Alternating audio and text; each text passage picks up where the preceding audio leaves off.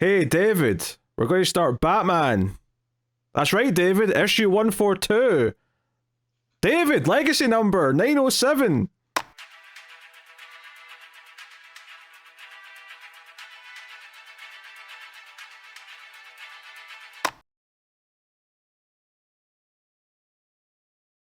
Batman, issue 142. Chip Zdarsky. And there's two artists on this one. It's Giuseppe Camuncoli and Andrea Sorrentino. So if you had told me there was going to be a Chip Zdarsky book with art by Andrea Sorrentino last year, I would have been like, heck yeah. And it's a Batman book? Okay. And it ends up being Joker year one. Hey, look, those few pages of Sorrentino art do look gorgeous. I'm not, like, no one can argue that. They look phenomenal. Just wish I cared what was going on those pages. Like, in a vacuum, they look great. I just wish it was comprehensible to what the story is. Well, from what I gathered here, and admittedly, I was in a bit of a sleepy daze as I read this. I'm sure there was a one page in the middle that took me like 5 minutes to get through because I kept dozing off like halfway through the page. Those are the worst. That's where you end up dropping your iPad on your face, like if you're reading like me, propped up in bed and you get the jolt. Yep.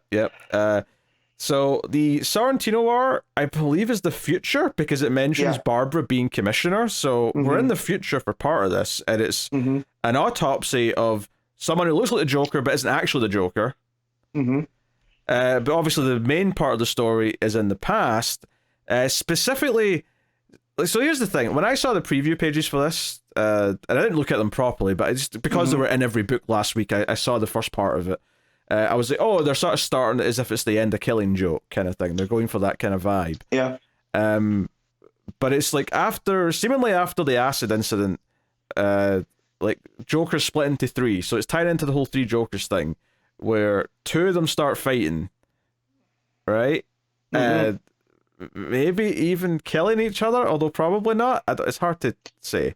So, but here's the thing that Zdarsky does too, is they're talking about how Red Mask is responsible for there being three Jokers. Well, not even just that. He doesn't just say the Red Mask responsible. He says, I learned last year that Red Mask was responsible for this. And I'm like, okay, was that in like one of those Joker books that I wasn't reading? Because I don't remember that at all. No, I think that was in the Batman run with the, in that issue where we had him jumping through the different eras, right? So it was just, Oh, was it? Yeah. And that Red Mask was going through and effectively Jokerizing all the different realms. Okay, yeah, okay, that's left my brain completely then. Yeah, and the only reason I remember it is because it got brought up here. When he came down, I was like, because at first I thought Black Mask. I was like, wait, when did Black Mask come into this? And then I was like, oh no, Red Mask was that other stupid thing from the sideways parallel, that we went to, where that's why Batman has a robot hand now because of that stuff. Yeah, I've been kind of critical of Zdarsky's voice for Batman throughout this, but the narration on the first page really bothered me. And I guess technically you could give it a bit of leeway and say this is the future, Batman's changed, he's more hardened or whatever. But he literally says that Joker dying is his joy, his dream is for Joker to finally die. Not that he'll kill him, he's not saying he'll murder him, but just that he dreams of Joker dying. And I'm like, I don't know, this feels a bit weird as a monologue for Batman. It wasn't sitting with me quite right. Yeah, because you would think that Bruce wants Joker to be healed, because he just doesn't want Joker to be killing people and to be his problem anymore, right? So I don't think that Bruce would be okay with him like actually dying. That's one of the things that I liked in the Return of the Joker, the Batman Beyond, is how much Joker's death affected Bruce. Oh sure, like I have no problem with like Batman having like a moment where he kind of admits that sometimes he thinks about it, like and maybe even hopes for it, because like dealing with the Joker's so traumatizing. The Joker that. Yeah, like I get that he'd have moments of weakness and maybe not think about doing it himself, but just like think about it and maybe hope for it. Like I get that. I'm not against that. It's just the way it's phrased. It's the wording. It just feels too, like like he's making some sort of Shakespeare. It was like, oh, the Joker's death, my joy, my soliloquy, as I'm cutting this guy on the operating table or the cadaver table, whatever you want to call it. So yeah, like, but the thing is it does the whole three Jokers thing, but then it just kind of focuses on one Joker, I think, for the rest of the issue, unless I missed something, but I think it was just focusing on the one Joker, and it basically kind of plays as if Killing Joke backstory is what this Joker's backstory is. Although I didn't hate this little bit here, actually, where he goes to the woman that he's supposed to be with and says, "It's me, and I'll be fine. I promise. I love you. I'll come back for you. I'm going to fix it. Wait for me, Sally." And he runs off, but then, like, her husband, presumably, comes out the house and is like, "Who was that?" And she's like, "I don't know." So I do kind of like the idea that the backstory in Killing Joke wasn't real, and it's just Joker like thinks that's his backstory. Yeah. I kind of like that implication. That's not bad, because he is also like not right in the head, so we can't. That's what always makes Joker an unreliable narrator, and keeps him such a wild card. Because he's also supposed to be the leader of the Red Hood gang too, right? So he's whatever the acid did to him, it also really messed him up here.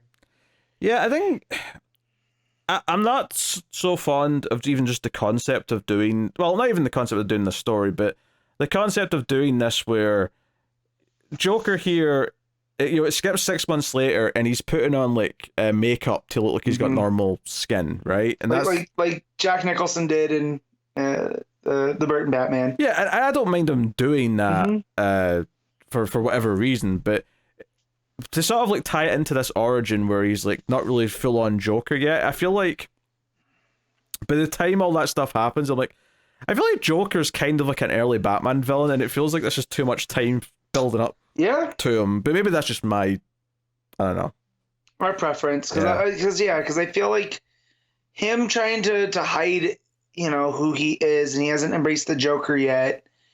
So far after the acid, I don't know. Just the timeline seems off, because to me, as soon as he comes out of that acid, right, he is now the Joker. Yeah, I think one of my big things is that this whole story feels kind of retconny to fit it in, and part of that is that it directly says and references that it takes place right after 0 Year, and like I didn't like 0 Year either. For me, that was where Scott Snyder's run nosedived, and I did not like the retconning end of him having this big grand saga with Riddler before, like, Joker should be his first super villain, like after the crime bosses and the mobsters, the first real super villain he should have is Joker. And I don't like that Riddler came first, and it kind of felt like when I remember reading Year Zero and just feeling like, okay, you're not doing Year One, but you're kind of like dancing around it, and you're sort of over kind of complicating and convoluting it. And I wasn't a fan of that. I don't like the idea. Like, I'm fine with Riddler popping up because he's not quite Riddler yet, right? He's this a different kind or a different version of Riddler. But it's the whole idea that he shuts down the city, and Batman is doing Batman things before Year One, and right, because that's the timeline of it, right? It went 0 Year and then Year One. I mean, I don't remember, but given that it's called 0 Year, I expect it's intended to be before most of Year One. So it's just, to me, they don't work that well. Like, I could see that where Snyder was taking, lead from Year One, but it was meant to, be a new version of Year One. This is where the New 52 Batman origin went. So the idea that Zdarsky's trying to wedge them both together and have his cake and eat it too, it just doesn't work. Yeah, and like Year One is so good that 0 Year just rubbed me the wrong way, almost like completely, constantly throughout the whole thing. So this directly referencing it, and Zdarsky sort of taking that as like the canon that he wants to kind of like build on, because I'd kind of just forgotten about 0 Year. Yeah, and me it too. Just like, okay, it just fades into the darkness, and technically, I suppose it happened in continuity, but comic books are very selective, where you just kind of like forget the things you don't like and keep the things you do like. There's a reason why we associate with like Batman's timeline, right? Is that it goes, Bruce comes back, does Year One, and then we jump right into the Long Halloween, right? And those aren't exactly canon, but there's versions of those stories that we get, and they make a good 1-2 punch for early Batman. Yeah, I mean, a lot more villains are established in Long Halloween that weren't in year one, so there has to be some, time between them. But yeah, I definitely usually think of Long Halloween as being because that's the story of Dent becoming Two-Face, and I think of that as a relatively early Batman lineage thing. Yeah, because they're using the triad of Batman, Gordon, and Dent attacking, what the going-ons of the city, as so. I mean, if anything, I would say if you wanted an interesting, because I remember Batman the Mad Monk and Batman the Monster Men were set right after year one. That was like an intentional thing with those. If you want to do something to fill in there, I would say look at Long Halloween. All the villains that are in that weren't in year one, hey, they're all primed for like a new version of like their first encounter with Batman set between year one and Long Halloween. That'd be more interesting to me. Give me, because I think Grundy's in there, Poison Ivy's in there, Catwoman's in there. There's a lot of potential for some of those stories. Yeah. So when we get back to this, and Zdarsky's bringing up Zero Year, making us remember that, but there's other storylines that he drops in, if I'm remembering, because again, I'm trying to do this from memory. But I feel like there's other timelines that he's playing with as well, and I'm just like, this is too much. Yeah. And again, the art in the Sorrentino pages is guarded. Like, there's he's on like a sort of like cross apparatus, and he's all like skinny, like up against the wall, or at least the fake Joker is. And there's a note saying, "I'll see you soon." And I think you get a glimpse of Barbara as commissioner standing behind Batman, which I did zoom in, and I was like, does it say Grayson or does it say Gordon? Because I just saw the G. And it says Gordon, so, Hey, she might just keep her name. Maybe. That's the thing, people do it. Which does beg the question, if Barbara's like commissioner and she's like middle-aged, then what the hell age is Batman at this point? Well, and I feel like you're talking about his voice at the beginning, too. I feel like he's really trying to ape the goddamn Batman. And I hate that version. I hate that. Like, it works in The Dark Knight Returns just because of the type of character Bruce has become. But anytime otherwise, it feels too try hard. So yeah, I mean, is this supposed to be like, right? Like, is this right before like Dark Knight Returns kind of era, Bruce? I don't know.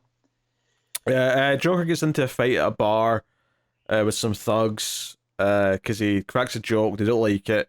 They beat him up, but then he starts just freaking out with a glass bottle and basically killing them. And then one of the guys in the bar recognizes him and says, "Oh, boss!" So clearly one of the Red Hood gang, presumably. His makeup's kind of coming off, so he's got like sort of white streaks coming through. Also weirdly, because now you're reminding me of this, is the way that Joker takes a beating here to me is one of the everlasting. How do I put this? It's one of those things that I love seeing in Batman stories where Batman can just beat the ever loving piss out of Joker, and he just keeps getting up. And it kind of, I'm like, to bring it to wrestling, it's kind of like Darby Allin, right? Where Joker just wants him to keep like hurting him, right? And so I like that Zdarsky put that in here, right? That it shows that Joker can just take a beating and get back up and do what he needs to. And then it also made me wonder, like, what does a heel Darby Allin look like? Things I should not be thinking of reading a Batman comic, but here we are. Yeah, his old Red Hood gang want to kill him because they think they should. They mention that. Batman stops a gang from a robbery, so it's a bit of a car chase kind of thing. Batman meets with Gordon up on a roof. They talk about the fact that this, leader of the Red Hood gang might be back, even though he should have been dead from that fall in the acid. I don't really have much to say about any of that, really. So there's something going on with all the different gangs, right? That they're switching masks. So they're trying to make them think that there's multiple gangs out here doing things. Which again, I feel like Zdarsky's focused on one thing. You're trying to be too clever. Yeah.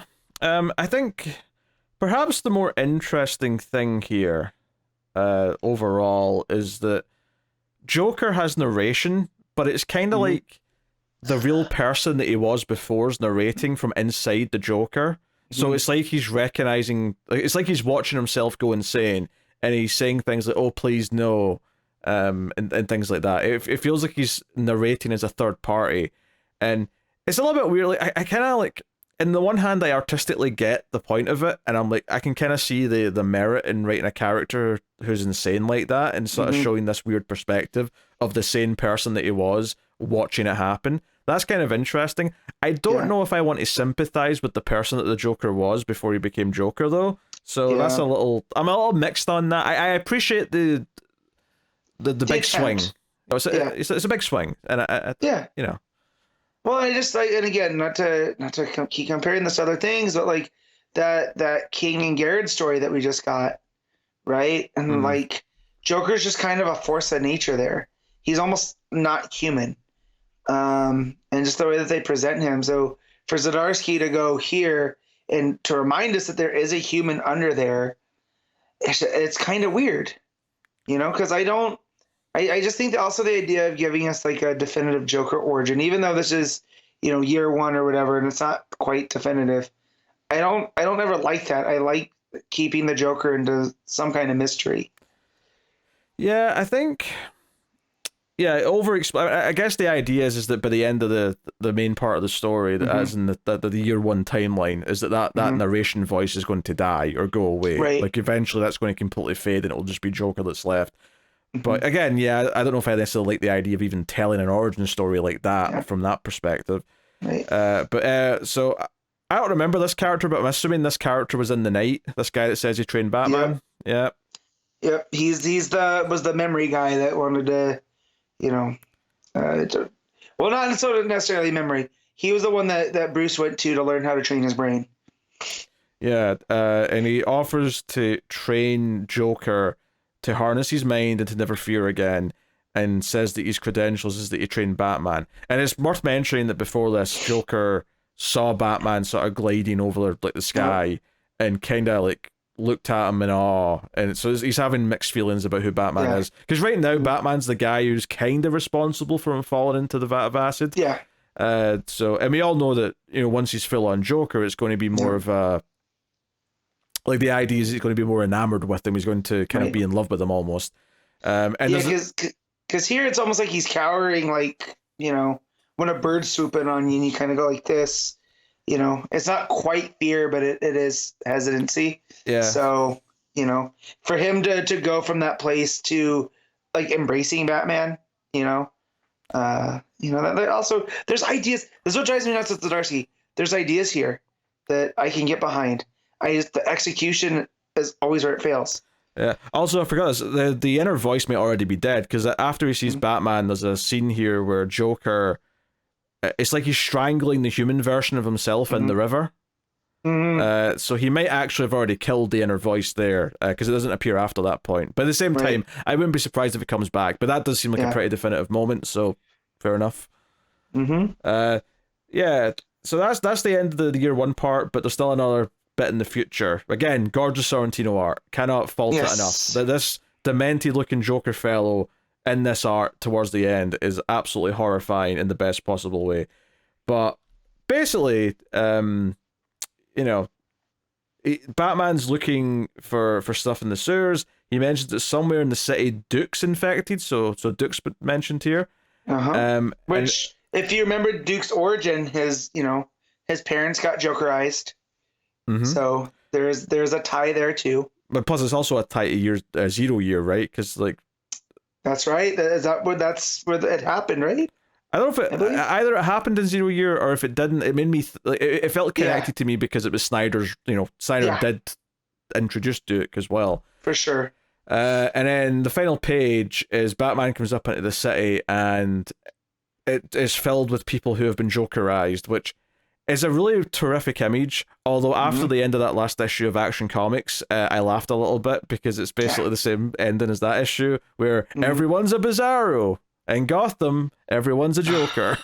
Yeah, well, and they call it the Joker virus too, so I'm hoping that's not what this is. You know, I'm hoping we don't have a thing that's spreading. You know, because Joker toxin's one thing, but a Joker virus is, you know, I don't like that. I mean, it looks like a Joker zombie apocalypse, this image. Yeah. So I think virus is what they're going for here. Yeah. Ugh. So yeah, the madness is spread. Like on its own, I don't necessarily hate the idea as like a sort of possible dark future where Joker's evil just spreads to everyone and it's like a zombie movie, but they're all Jokers. I can actually kind of see the horror movie, especially with this art, with this Sorrentino art. I can totally see that. It's just that I was just making fun of Action for doing that. Everyone becomes a Bizarro. Just a few months we had everyone becomes a parasite. And it's just really funny to me that this has been such a trend recently. But yeah, I mean, overall, like, the entire concept of doing this story feels ill-advised. I don't necessarily want to delve into the Joker's origin that much. Like, even though some of the storytelling techniques that are used here are perfectly solid, like I say, I like in a vacuum removed from the Joker, I kind of like the inner monologue that's not the person in control, it's the sanity version that's fading away. That's somewhat interesting, but yeah, like if it gets quieter, like the bubbles get smaller as the story goes, that could be, you know, that's a nice piece of the story. Yeah, but like a lot of Zdarsky's run, it's left me feeling very kind of lukewarm and like mixed on a lot of the choices that have been made. Connecting it to Zero Year, which is a story I did not enjoy, is not filling me with any great. I mean, is the idea here that all this Joker stuff is taking place during Batman Year One now? That's what it feels like. I mean, he's wearing the 0 Year costume though, with the purple gloves, and you know that's based off of Detective 27. So he's not quite the Year One suit yet. So yeah, but that's the other thing though. It doesn't line up with Year One at all anyway, because Gordon and Batman hadn't interacted in the start of Year One. So true. Whereas here they've already interacted. So yeah, it doesn't work. So if someone wants to explain to me the convoluted timeline of how 0 Year and Year One intersect or work together, by all means, give me a whirl. But I'm willing to bet that by the end of this, Zdarsky's going to use the whole Red Mask, Jokerizing type thing to try to do both. You know. Bleh. Yeah. Man, I like the Knight so much, and I liked early parts of his run, and the more the run goes, the less stoked I am, you know.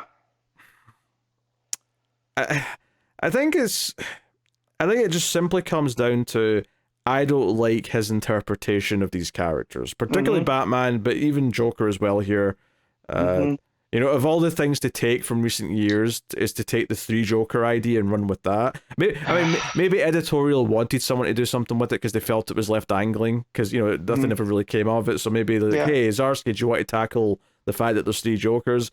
And maybe that's why he's doing it. But regardless, it's something that I'd rather they just forgot about, to be honest. Yeah. So. Yeah. At least he's taking big swings, though. You know, like at least I feel like we'll remember this run. I don't feel like it's going to get forgotten about, you know? Yeah, I mean, I suppose that's true. All right. I mean, we've mentioned a lot about the Sorrentino art and how moody and how atmospheric it is because of all the dark shadows. But any thoughts on the other art in the book here? Camicoli, it's fine. I think it fits that kind of early vibe because it's not quite like the DC house style, and it's not as stylistic as some of the other art that we've gotten throughout. And you know, we've seen Camicoli before in other, I want to say in other Bat books. So, you know, everything looks Gotham looks as it should. You know, that scene where Joker takes a beating in the bar, I felt that the art was really effective there in the breakdowns. And then him looking at himself in the reflection too. I thought that looked really well drawn and paced. So, yeah. Yeah, the art's solid enough, but obviously it kind of pales when you compare it to the Sorrentino stuff. Yeah. Just as it is, but it does effectively give that future a very different vibe, which is nice. Kind of wakes you up. Yeah, I want to like Zdarsky's run, I really do, but I'm at the point now where he's just consistently proven that it's not really working for me, and then just the concept of doing Joker year one, just like, you know, it was an uphill battle for this book to win me over, right? I wanted to be won over, but it was an uphill battle, and I'm left as, you know, mixed as I expected to be ultimately. So, what are you rating Batman, Matt? It's a 5. Perfectly in the middle.